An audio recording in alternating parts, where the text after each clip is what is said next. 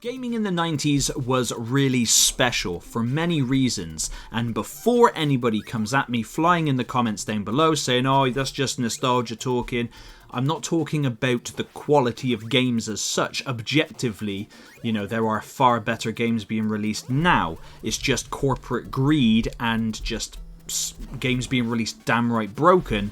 That is the crying shame.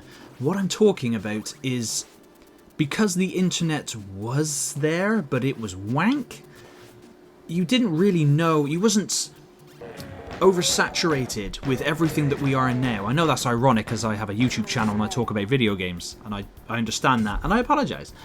But back in the 90s, you would find games in the shop, or you go over a friend's house and your friend would have a game that you'd never even heard of, never seen before, and it was there. Or there was games and instances where you heard a game was coming out, and then of course between you hearing about it, seeing it in the Games Master magazine or PlayStation UK or US or wherever you're from, you forget about it, and then you finally go over a friend's house and you see said game, it's been released, and then you beg your mother for it, and you have to do all kinds of housework in order to get this game. It's basically me every single time I wanted a game. You got it, you played it, you went in pretty much blind all the time, and it was just so good. There was nothing quite like just discovering a game completely. Like, I know, like, for example, now if you look on the Steam store or the PlayStation store or the Xbox store, it gives you, of course, who made it, when it was released, basically a bit of a synopsis about the game. It shows you pictures of the game, it shows you videos. We didn't get that. You would see a game, pick it up, look at the front cover, turn it around, look at the back cover. We did get manuals, and here in UK, because then we were part of Europe, the manuals used to be bloody huge because we'd have all the different languages in there. So sometimes you had to fight to find English, but English was normally always towards the top. And you had a good manual. A lot of them were illustrated with really cool drawings and things.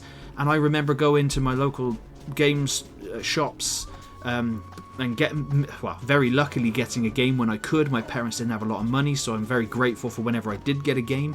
And when I did, they'd then want to go food shopping. I'd say, nah, I'm good. I'm going to sit in the car and read the manual.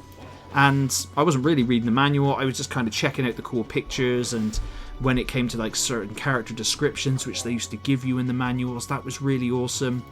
And it was just the complete isolation from the knowing of everything. Like, for example, of course, like, Starfield is on the horizon, and Starfield does look amazing, and I'm going to pick it up, I'm going to play it, of course I am. I'm a nerd, why not? But there's tons of stuff out there and footage. You just imagine finding a game like that, so expansive, even Skyrim or the most recent, like Final Fantasy 16, for example, just finding that, oh, what's this? Let's play this, oh my god, this is awesome. You don't get that. You kind of get slapped in the face with it for months, sometimes years before its release, and then it's finally there. And I think, might be, personally, like my opinion now, I'm putting it out there, brace yourself, but I think that the reason why a lot of people seem to feel over games or think, oh, that game's overhyped, is because we are oversaturated with it, and they've heard so much about this game and seen so much about it already that by the time you then get to play it, you feel like you've already experienced it, if that makes sense. Maybe, I don't know. For example, I'm currently playing a bit of Baldur's Gate 3, and Baldur's Gate 3 is a fantastic game. It's a brilliant game, and I went into it relatively blind. I heard about it, of course. I saw stuff on the horizon. I didn't really know of its existence whilst it was in early access, but it's a really cool game, and I've gone into it pretty much blind. Now, I have the other two Baldur's Gates, and I have played Divinity Original Sin and Original Sin 2 and Path, Pillars of Eternity, and all that kind of stuff. I've played all those, so I kind of know what I'm getting into, but it's just nice to be able to play a game and know hardly anything about it. But I don't know, that just seems to be the magic of the 90s.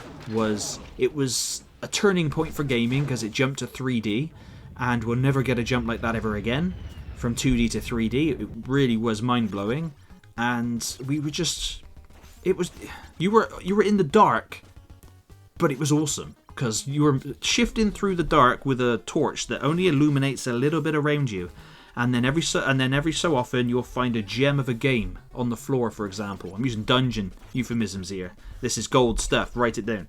And you find these little treasures, and then you soak them in and you play them. And of course, a lot of people back then couldn't afford to get games every week, so we just used to. The games we did get, we'd play the absolute crap out of, and that's why we're so nostalgic about them. Whereas there's so many free games now, and so many games that are a couple of quid, or there are so many games that are on a subscription service like Game Pass. Like, we never had any of that back in the 90s. You got a demo disc on the front of some gaming magazines for PC and for PlayStation, but that was your lot. You didn't get no demos for Sega or Nintendo. You just kind of had to pay the price. Especially with Nintendo, you had to sell your car, your kids, your wife, your dog, just to buy some of their games. Even now, times have not changed there. But I don't know. Please let me know in the comments if any of you guys are gamed through the 90s, and share what you think was so special about gaming in the 90s. And hopefully, gaming can continue and maybe put itself out of the rut that it's in now with all of the bull crap that's going on behind the scenes with game studios at the minute. If Baldur's Gate can release full price but be a complete full experience with no microtransactions, DLC or battle passes or any crap like that, why can't other people do it? But thank you very much for watching.